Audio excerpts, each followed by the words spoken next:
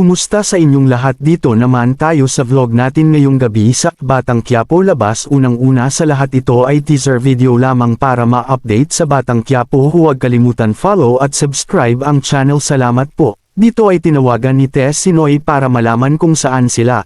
Pero si Noy ay di sinagot dahil ayaw ni Tendeng ito makipag-usap kay Tess. Ngunit dahil ayaw sagutin ito ay nagtaka siya ito. Ito si Regger ay nag-imbestiga kay Bubbles, pinakuha ang files ito. Ito si Santino nag-usap sa mga kaibigan nito tungkol sa pamilya nila at gusto ni Santino makuha ang pangarap niya sa pagboxing.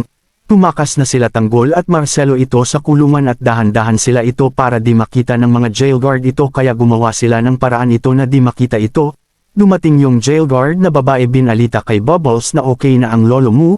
Ito si Mayor Celso ay okay na at nagpasalamat ito kay Tanggol dahil naligtas ito. Ito si Bubbles ay masaya ito dahil sa magandang balita ito na okay ang lolo niya.